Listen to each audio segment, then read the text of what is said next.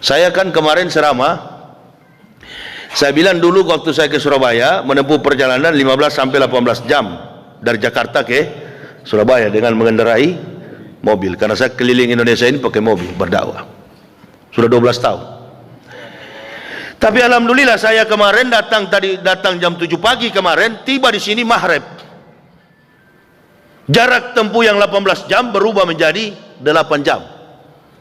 Akibat dari imbas nilai positif pembangunan kelanjutan dari SBY dilanjutkan oleh Pak Jokowi sehingga tol sudah jadi. Tapi Presiden tetap Prabowo. Biar aja kalau ada cebong di sini, biar aja dia sakit hati. Saya pokoknya nggak mau jadi setan yang bisu, itu aja. Jangan nanti last one, jangan nanti terakhir. Perjuangan itu dari awal. Bertarung habis-habisan kita. Pernah nonton bola kaki kan? Nggak ada pemain bola itu nggak cedera. Nggak ada, semua cedera. Bahkan Ronaldo kemarin dilaporkan kakinya tidak bisa melanjutkan pertandingan karena main dengan Persebaya Surabaya. Saya ketemu tadi pagi. Waalaikumsalam dok, waalaikumsalam tat. Kemana? Habis main di Persebaya, lanjut lagi ke Persija. Ini kan engselnya kayak longgar itu. Iya benar, disambar sama Bambang Pamungkas.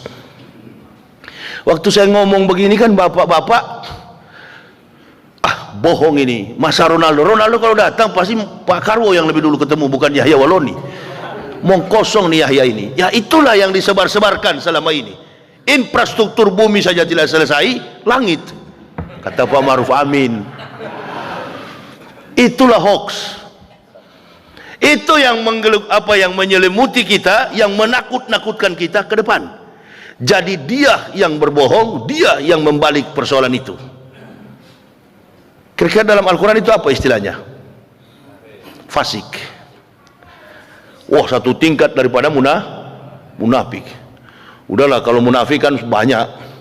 Makanya Buya Hamka bilang kalau mau cari Muslim, tunggu nanti setiap tahun itu di lapangan sholat Idul Fitri, Idul Adha. Tuh ada tuh banyak Muslim. Biar nggak puasa pura-pura. Pakai baju koko lagi, datang ke lapangan. Nah, itu banyak Muslim. Tapi kalau mau cari mukmin, datanglah ke setiap majelis-majelis ilmu. Begini-gini, Muslim, mukmin ini. Baru siapa? Oh, berarti ada 3 kategori dalam Islam itu. Ada mukmin, ada muslim, ada munafikun. Ada muslim, ada mukmin, ada munafik. Ini saya yang temukan. Apa salah atau tidak? Al-Quran yang menjelaskan dan saya mempelajarinya. Nabi diperintahkan oleh Allah untuk berperang melawan orang-orang munafik. Karena munafik ini pasangannya kafir. Ya ayuhan nabiyyu jahidil kufara wal munafikin waqlus alaihim wa mawahum jahannamu wa bi'sal masir. Wahai Nabi, wahai Muhammad, berjihadlah, berjuanglah, berperanglah melawan orang-orang kupar. Kuparo ini adalah kafir, baru saya tahu. Wal dan munafikin, orang-orang munafik. Berarti kalau kupar ini kafir, munafikin ditujukan kepada Muslim. Orang-orang yang mengaku beriman, mengaku Islam, tapi bekerja sama dengan kafir. Ini masalah yang terjadi. Jadi nggak usah lah, kalau ustadz itu nggak usah putar sana, putar sini. Kalau sudah tahu, suruh berjamaah pilih Prabowo, nggak usah gantung-gantung. Takut katanya. Nggak usah begitu. Kalau gereja juga pakai toa, sama pilihannya. Begini juga frontalnya gereja itu, ekstrimnya gereja. Cuman kan gereja nggak pakai toa, jadi nggak kedengaran kita kalau dia pidato. Padahal di dalam Jokowi semua itu. Oh iya, saya tahu kok. Saya dari sana.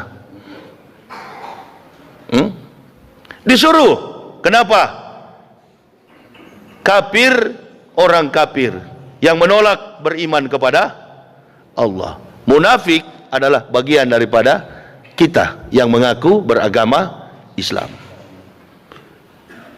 Saya pikir orang munafik itu orang kafir. Oh tidak, ternyata dalam Al-Quran. Kafir ya kafir, menolak, nggak mau percaya kepada Muhammad, tidak mau beriman kepada Allah. Itu kafir. Tapi yang munafik ini yang sudah beriman, tahu dia. Coba kalau nggak ada munafik, nggak perlu kampanye Pak Prabowo, menang 100%. Karena kafir itu cuma berapa persen di Indonesia. Silakan kalian semua ke sana. Tapi ada juga kafirun yang pro Prabowo. Jangan soal politik ini Ustaz. Nggak bisa, itu tetap disampaikan. Bagaimana tidak disampaikan? Bukan dakwah itu. Bukan dakwah. Saya juga bukan mu'alaf kok, sudah 12 tahun bagaimana. Mu'alaf itu hanya 24 bulan. Kalau sudah begitu bukan mu'alaf. Atau ibu bapak merasa lebih bangga, lebih tahu dari saya? Enggak, ibu bapak kelasnya kalah dengan saya. Kelasnya kalah, ibu bapak jauh. Pernah saya ceramah 10 tahun lalu di masjid apa sini? Al-Falah. Darmo. Saya bilang begini, ada yang protes. Jangan, Anda itu kan baru masuk Islam. Oh, tersinggung. Baguslah, masih ada malu. Dia pikir saya ini masuk Islam hanya seperti mu'alaf. Saya bukan, dari dulu nggak suka ngaku mu'alaf. Karena mu'alaf itu orang yang masuk Islam karena dibujuk hatinya. Karena dia mau kawin atau tetangganya mayoritas Muslim, dia seperti apa itu namanya, gurita. Gurita di batu putih, putih di batu merah, merah di batu hijau, hijau. Itu Ruth Sitompul begitu kan. Nanti besok Prabowo jadi presiden, dia merapat lagi Prabowo, puji lagi Prabowo. Banyak model begitu di Indonesia. Ada satu lagi yang sorbannya melintang ke atas itu. Ketua Mubalik seluruh Indonesia. Innalillahi. Ketua Mubalik tapi nggak pernah ceramah di masjid. Memang pembohong kelas berat. Dia bicara di YouTube pakai istilah Islam juga. Alhamdulillah katanya, kami sudah menemukan Injil asli di Israel. Tanyakan sama Nur Sena, kalau Anda sudah menemukan Injil asli tentang perjalanan dakwah Nabi Isa, lalu bagaimana dengan sebuah buku yang ditulis seorang penulis Amerika yang berjudul The Dead Sea Scrolls, naskah laut mati, gulungan naskah laut mati. Apa kesimpulan dari buku itu? Ditulis di dalamnya bahwa Injil yang asli itu, kata Yahudi, disimpan ke dalam dasar laut mati. Kira-kira ada nggak orang bisa berenang, nyelam, diving ke laut mati? Garamnya nggak ada. Mau pecah kertas telinga kita ini, habis oksigen kita. Saking kadar garamnya tinggi. Inilah saya meneliti ke sana. Ada 3 agama besar di dunia: Yudaisme, Kristen, dan Islam. Lalu Profesor Dr. Willy Lolowang, dosen pembimbing saya, Belanda Manado, dia katakan, pulang kita. Kenapa pulang, Prof? Jangankan kita ini satu tim, sedangkan Tuhan saja Yahudi tipu. Mana mungkin ada? Kalau ada, kenapa disimpan di laut mati? Berarti tidak bisa, ini omong kosong. Jadi yang ada, yang mereka temukan di Israel itu bukan di laut mati, di Goa Qumran. Goa Qumran itu adalah naskah-naskah terpotong-potong, sepenggal-sepenggal naskah yang merupakan kitab para nabi, Nebiim, bukan Injil. Injil itu tidak pernah terbukukan dalam bentuk manuskrip. Dia dibawa oleh Al-Masih ketika Al-Masih diangkat oleh Allah. Isa ibnu Maryam ruhulillahi wa kalimatullah. Ada 3 agama besar di sana. Dan sampai hari ini masih diyakini oleh orang Yahudi, nama agama mereka adalah Yudaisme. Kitab mereka bukan Taurat. Kitab mereka adalah Talmud. Kita di Indonesia ini menganggap orang Yahudi kitabnya Taurat. Taurat dulu nenek moyang Yahudi. Perhatikan baik-baik, saya jelaskan ini. Jadi Taurat itu tidak diwariskan kepada anak cucu Israel, karena meninggalnya Musa, sepeninggalnya Musa, wafatnya Musa, Taurat itu raib. Tidak ada satupun ahli geologi yang mampu membuktikan, ahli bibliologi yang bisa membuktikan ini catatan Taurat asli. Karena dia memang tertulis di atas loh batu, bukan di kertas begini. Ada anak muda bilang di Pekanbaru, Ustadz, bapak saya punya Injil asli. Hebat sekali ya. Kapan bapakmu ketemu Nabi Isa?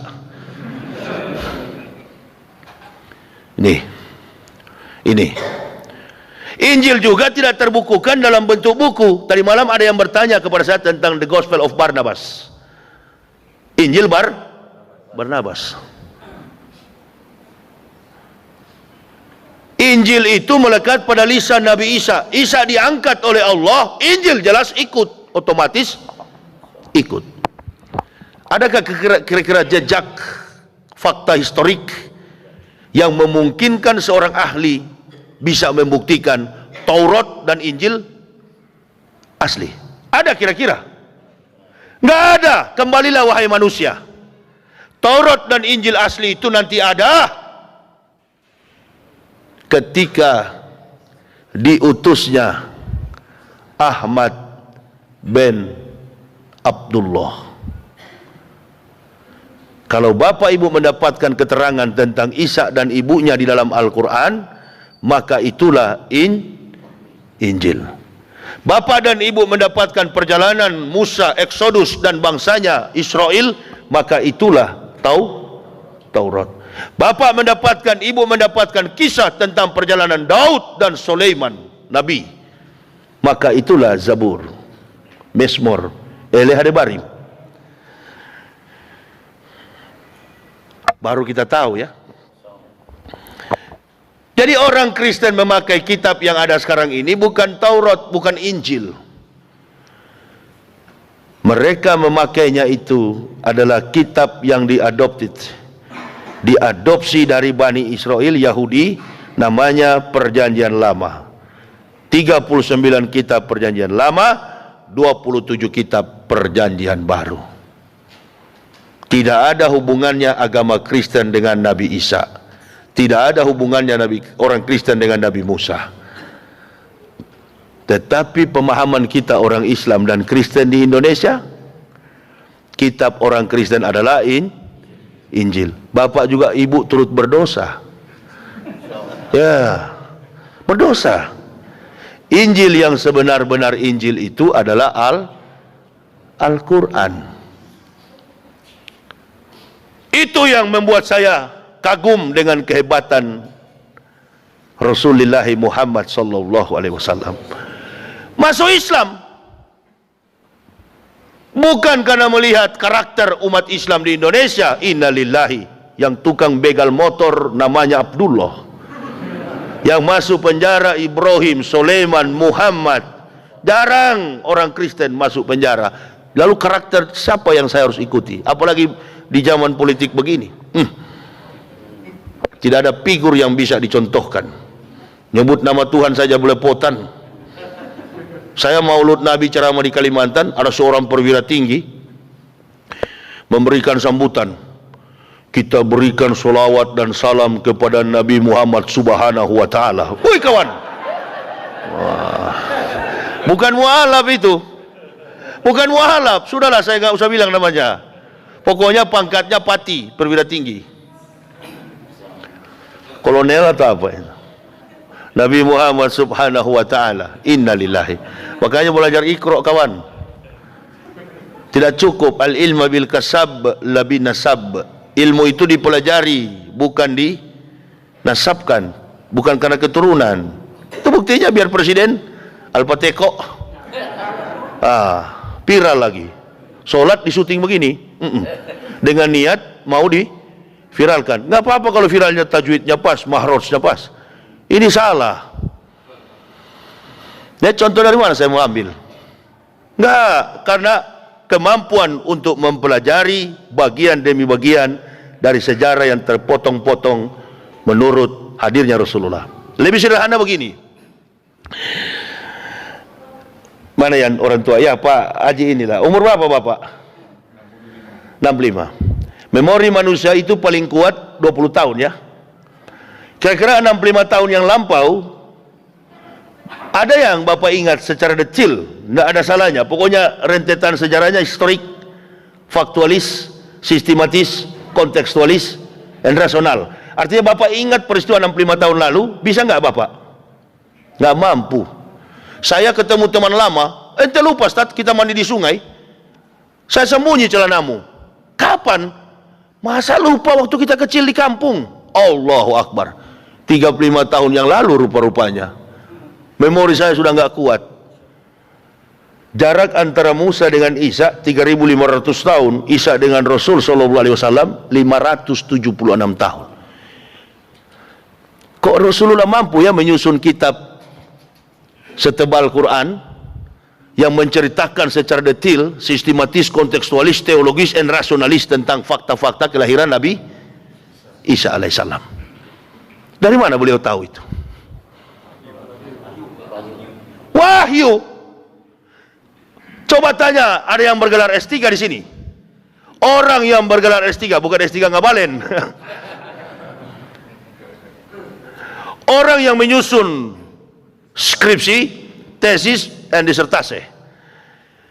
Tentu dalam kemampuan penerawangan, cakrawala, intelektual, hipotesis yang dia bangun, beda. Skripsi masih banyak memerlukan pemikiran para ahli. Tesis masih membangun sebagian dari pemikiran ahli. Disertasi adalah temuan. Dia tidak memerlukan pikiran ahli, karena memang dia akan menapaki strata yang namanya ahli. Makanya orang pakai gelar doktor mesti ada bukti. Jangan berdebat di publik, menguak-nguak keluar-keluar di publik, saya doktor, tapi nggak punya buku. Jangan-jangan plagiator. Anda membangun satuan kredit semester walaupun hanya 47 SKS dari S2 kan?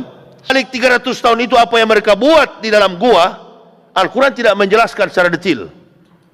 Itulah fiction.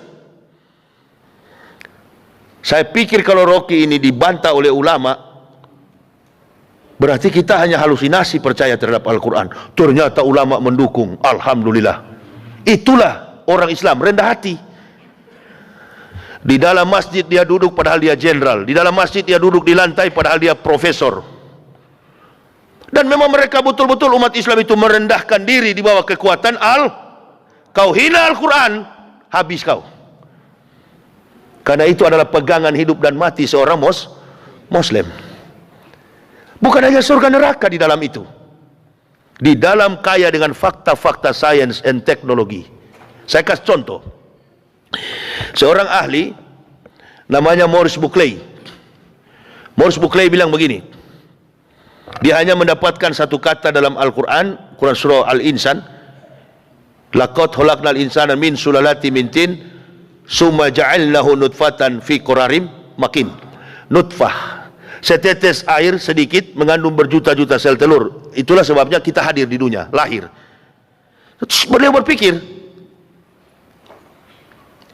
Muhammad ini tidak pernah mengecap pendidikan formal. Artinya tidak pernah duduk di bangku kuliah. Jangankan kuliah, madrasah diniyah, nggak pernah SD. Tapi mampu menyusun kitab yang begini sistematis dan menghasilkan sebuah temuan yang rasional. Asal usul penciptaan Adakah kitab suci agama Hindu, Kristen, Buddha di dunia ini mampu membuat itu? Tidak ada. Yang ada hanya halusinasi, angan-angan, filsafat kosong. Al-Quran sudah mencatat sebelum, pernah, dan akan terjadi dalam fakta peradaban dunia dan manusia, lengkap secara sistematis. Saya sudah pelajari 8 tahun itu, baru saya masuk. Our family never confused our belief, but coming back to the truths. Bukan pindah agama, kami sekeluarga kembali kepada fitrah. Lalu kita sekarang ini mengagung-agungkan Rocky Gerung. Memang betul beliau itu dalam menetapkan sebuah konsep logika bermasyarakat untuk menerangkan kepada publik beginilah cara atau konsep bernegara. Tanyalah orang-orang dosen guru-guru besar di universitas di Indonesia ini. Setiap rentetan sejarah zaman itu di satu negara pasti ada filsuf yang jadi korban.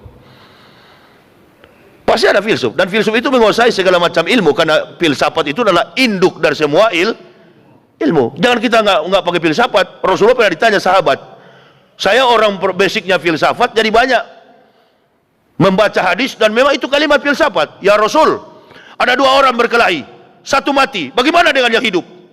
Jawabannya memang filosofis benar. Beliau jawab, yang hidup juga ingin membunuh, yang mati apalagi ambisinya. Karena yang kalah selalu orang-orang ambisi itu. Dimanapun dalam peradaban dunia, orang yang kalah, yang tidak pernah menang itu adalah orang-orang ambisi. Jangan dibilang bahwa dunia ini tidak ada Tuhan. Ada. Bukan kecanggihan polisi itu mayat sudah berpuluh-puluh tahun di hutan, kemudian terungkap. Itu ajalah kita percaya, la ilaha illallah. Kalau Anda lama menghafal bahasa Arab, itu aja. Sudah tidak beribadah, menghina Islam. Ini. Sudah tidak beribadah, menghina Islam. Lalu dengan rasa diri tidak tahu malu, membawa ulama, membawa Islam untuk mencari kepentingan politik. Allahu Akbar. Lalu kita umat Islam ini nggak kritis terhadap hal itu. Jadi kami ini bukan bela Prabowo, kami bela Islam. Jangan salah. Nah, saya paling keras sekali ceramah itu, sampai bilang Megawati doakan supaya cepat mati, itu ada kan? Bukan main-main itu. Kan saya sudah berpikir, saya pernah mengajar filsafat hukum, saya pernah mengajar filsafat pendidikan, saya pernah mengajar filsafat ilmu, filsafat. Pernah mengajar, bahkan filsafat ketuhanan di Kristen. Adanya hukum pidana itu karena ada kejahatan di masyarakat. Itu. Kalau ada orang belajar hukum sih pasti tahulah. Saya menyampaikan ini bukan fakta horizontal, tapi fakta vertikal. Kenapa? Karena kezoliman yang sudah ada dengan membuka riwayat hadis, manda'a li zalimin bil baqa'i faqad soba anisallahi fil ardihi. Barang siapa mendoakan orang zalim umur panjang, maka dia telah mendurhakai Allah di muka bumi ini. Berarti orang zalim seperti Megawati itu jangan didoakan umur panjang, cepat. Itu konsepnya begitu. Cobalah berpikir dengan jujur. Ini kan Islam ini ibarat buah, dia bertumbuh di pohon yang baik, tanah yang subur. Tanah ini Indonesia yang dilimpahkan Allah dengan segala nikmat barokah. Di bawah tanah, di atas tanah, Indonesia ini kaya raya. Pohon ini adalah umat Islam, buahnya ini. Ada yang cuma mengambil manisnya buah Islam, ada juga yang menanam dan merawat. Yang menanam dan merawat berarti farmer, berarti petani. Berarti dia yang punya milik umat ini. Yang mengambil manisnya itu tuh di spanduk-spanduk itu tuh. Kau cuma mengambil manisnya, izin dulu kepada petani. Boleh pahami nih konsep politik ini? Supaya nih politikus ini tahu diri. Jangan dikira bahwa kami ustadz-ustadz yang berdakwah ini, kami bodoh. Kami lebih cerdas, kami lebih terbuka, kami lebih paham dengan realitas politik dibanding para politikus. Dia cuma mengambil buah itu, dia makan sedapnya. Mana buktinya Ustadz? Lihatlah, 3 partai Islam, PKS, PKB, P3. Adakah mereka bersatu?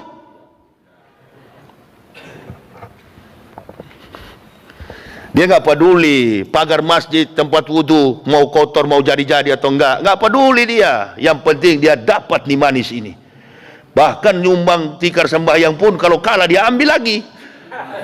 Banyak kejadian, ada yang stres sampai mayat pun tidak boleh dikuburkan, dipindahkan kuburannya, mayatnya.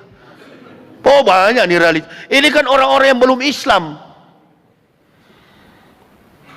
Jadi kalau kita beragama Islam, kita jangan cuma mengambil manisnya, jaga dan rawat ini. Kenapa? Kehidupan kita di dunia ini hanya sementara. Allahu Akbar. Ibu bapak tahu Zabaniyah, malaikat yang diciptakan Allah 100 kali lipat ganasnya dibanding malaikat maut. Para Zabaniyah. Itu sekali menghalau orang kafir sampai ke bibir neraka sampai ratusan ribu. Kuat, ganas. Nggak ngeri kita kalau berhadapan dengan Zabaniyah. Saya beruntung sekali ya Allah. Qad aflahal mu'minun. Beruntunglah orang beriman. Syukur alhamdulillah engkau kasih saya Islam ini. Saya keluar dari agama Kristen. Padahal saya rektor di sana. Apa yang kurang bagi saya untuk jaminan finansial dan masa depan kami sekeluarga, istri dan 3 orang anak? Nggak kurang kami. Kemana-mana ada pengawal. Konven pendeta selalu dijaga. Insentif keluarga. Sekarang saya sekolahkan anak kuliah harus dengan perjuangan dakwah, tapi nggak pernah kekurangan. Alhamdulillahirabbil alamin. Jadi kalau ada mualaf datang ke masjid ngaku bahwa oh saya mualaf minta tolong bantu, itu bukan mualaf, itu kualat. Bedain ya. Jangan nanti orang seperti saya begini mualaf identik kotak amal. Karena Islam mengatakan lebih tangan di atas daripada tangan di bawah. Minta-minta itu bukan mental orang Islam. Lalu bagaimana Ustadz untuk pembangunan masjid yang minta-minta di jalan? Oh itu wajib dikasih. Itu bukan minta-minta. Itu kan tidak meminta kepada orang kafir.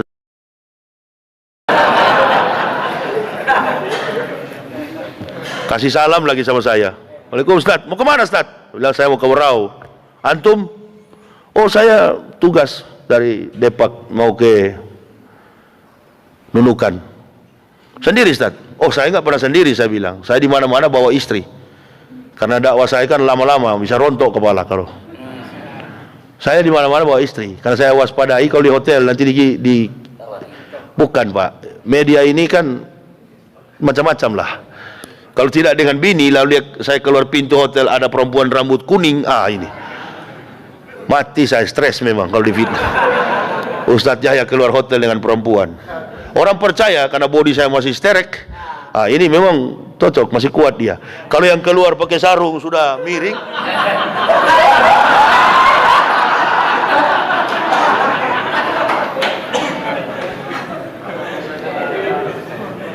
Mohon maaf ya kalau ada yang 60 tahun ke atas, 70.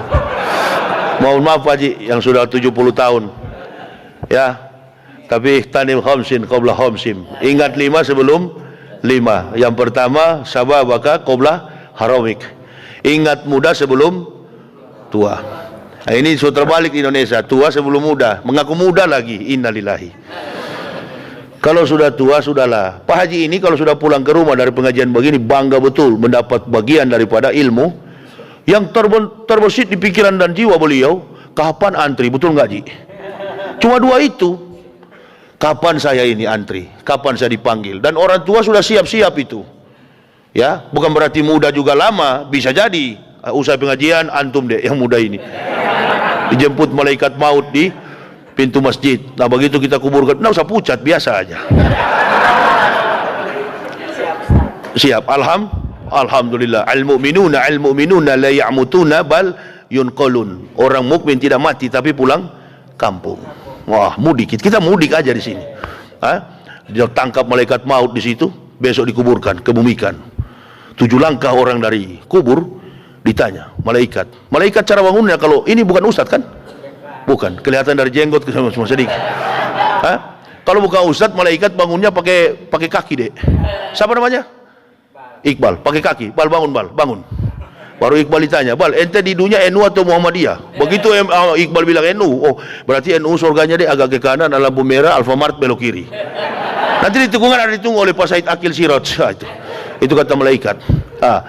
Kalau Ustadz bangunnya pakai tangan, habis Iqbal baru saya. Iqbal malam ini, saya subuh nanti. Sama-sama kita dipanggil, jadi saya temani lah. Ya memang begitu jemaah, sukanya ditemani Ustadz kan begitu. Sama-sama kita temani, saya tanggung jawab.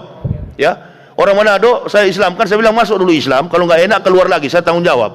Begitu masuk nggak keluar sampai sekarang. Kenapa? Aduh sadap dari sunat ya, lain di perasan loh. Itu baru mana rasa itu. Tanya Muhammadiyah surganya sebelah kiri. Omong kosong semua itu. Tidak ada surga Muhammadiyah, tidak ada surga NU. Saya sudah bolak-balik buka Al-Quran dan hadis. Yang ada di sana itu Quran surah Al-A'raf. Tekunlah kita membaca dan menghafal Al-Quran. Salamun bima sabartum. Keselamatan bagimu orang-orang yang sabar. Orang Islam inilah yang rajin di majelis ilmu, tegak dalam sunnah Rasulullah, sampai dia wafat memperoleh pahala 100 orang yang mati syahid. Inda fasad di umati fallahu ajru mi'ati syahidin. Dibangunkan pakai tangan kalau ustaz, bangun tat, bangun tat. Kalau antum bal pakai kaki, bangun. Kalau Ahok injak kafir. Hok bangun hok. Itu. Kalau munafik bagaimana ustaz? Kalau munafik disuruh duduk oleh Zabaniyah, duduk rapat, duduk di antara sujud dua sujud, badan tegap. Baru dibikin bola kaki. Malik disuruh jaga gawang. Lik, kata Zabaniyah, jaga lik. Pasang kuda-kuda dan ditampar dari kepala dengan kakinya. Itu bagi munafik. Ada di Al-Quran ustaz? Ada. Munafik itu kategorinya kafir dan tidak boleh dilarang oleh Allah. Rasulullah mensolatkan, mendoakan di atas kubur. Wala takum ala qabri, dan jangan berdiri di atas kuburnya.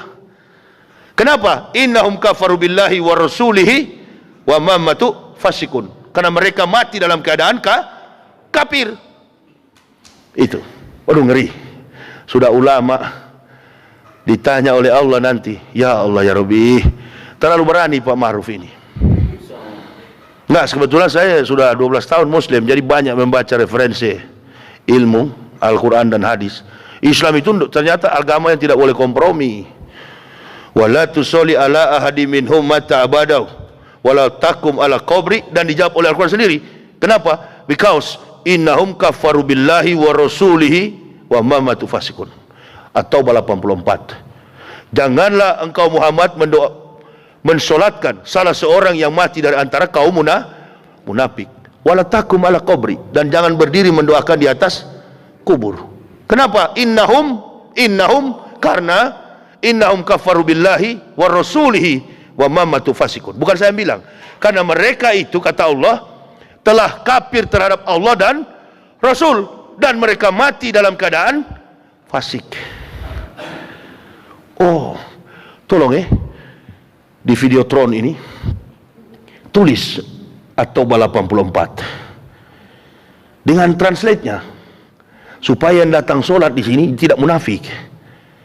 Di setiap masjid saya bilang tulis itu. Tidak ada ampun, karena di Al-Quran dikata mata abadau, untuk selama-lamanya. Satu kali munafik dihitung selama-lamanya oleh Allah. Tak berani saya. Saya lebih baik cari muka kepada Allah. Ibu bapak jangan bilang saya ceramah keras di YouTube itu saya cari muka sama orang Islam. Enggak. Wallahi, saya cari muka kepada Allah. Biarlah saya berkeping-keping dicincang-cincang oleh kafir dan munafik, jangan saudara bela, cukup doa. Ini kan habis ceramah saya langsung pulang ke Jakarta, enggak mampir lagi karena besok masih ada jadwal saya malam. Saya sudah target jam 10 pagi tiba, insya Allah. Dan yang menguatkan saya selama ini umat jamaah yang berdoa. Saya cuma minta doa, nggak usah ikut dengan saya ke sana kemari, nggak perlu. Saya ceramah di samping rumah Jokowi, ada yang dengar orang PDIP. Saya bilang Jokowi itu kalah nanti. Tidak ada juga yang ganggu saya. Jadi kita terlalu khawatir, takut sakit, takut diganggu. Ini kebenaran Allah. Bahkan saudara-saudara saya, saudara-saudara kita mukmin yang di Solo melaporkan ke saya, Ustadz pergi heboh di YouTube, ribuan cebong, Allahu Akbar, datang kepada kebenaran, bukan pilih Prabowo, berarti memilih untuk supaya tegaknya negara dan agama. Mereka kembali, cebong sadar, ribuan ustadz. Nah memang ustadz mesti begitu, tidak usah lagi putar. Kita cari yang bermanfaat, yang ikut ini. Sudahlah, lama itu begitu, waktu timingnya lama, jangan putar-putar.